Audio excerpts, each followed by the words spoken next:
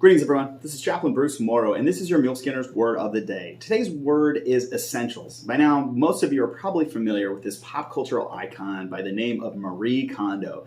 She's the one that encourages people to go through all of their personal belongings, to hold each one in their hand, ask themselves, does this bring joy to me? And if it doesn't, you chuck it out. While I'm no home decorator or organizer, I do think that there is value in identifying the essentials of your life and attempting to move towards giving the greatest amount of your energy over to the things that are of greatest importance to you. The essentials, right? Have you ever heard someone say, for instance, there's not enough hours in the day? Well, that person, sometimes including myself, has taken on too much, has said yes to too many things. And I can tell you with almost certainty, you cannot say yes to everything. While you may initially be able to permit all of your wants and desires and the demands that are made of you, and it can give you some gratification and initial success, it's not sustainable. You end up in a place that Jim Collins calls the undisciplined pursuit of more. And it is a very fragile success. This is why in the conversation of essentials, we need to begin identifying and applying ourselves to the essentials of our life because it gives us a greater access to achievement and sustainment of our goals. Where do we begin identifying our essentials? Well, sometimes I'll sit down with people and say, visualize you're holding in your hand all of your life's concerns and responsibilities. You throw them up against the wall. What is it that sticks?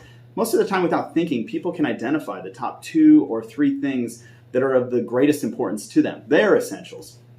You know, it's important to engage with exercises like this because there's so many things that are distractions out there. They seem important or urgent at the time, but in hindsight, we wouldn't want to give most of our energies over to them. So my encouragement to you is take maybe 5 to 10 minutes over the next couple days. Maybe it's during lunch or before you go to bed and write down, what is it that I have done with my day or my afternoon? Start to reflect back and say, has this contributed to my essentials? Or how could it have looked differently? As one writer has said, too many goals can sabotage your momentum. You need to begin understanding, where do I say yes and how do I say no to the things that really aren't helping me? And saying no isn't always necessarily using the words no. Maybe it means not indulging in the distractions you're used to, like your phone or TV or even social media. Maybe it's just hedging out of your schedule some unproductive things that aren't getting you where you would like to be going. Let's say, for example, one of your essentials is to be financially stable. Well, how do you say no to excess spending while saying yes to, say, for instance, savings or investing? Maybe one of your essentials is family. How do you say no to Netflix and say yes to a walk and an intentional talk, or maybe even taking your kids to the practices and spending more time with them?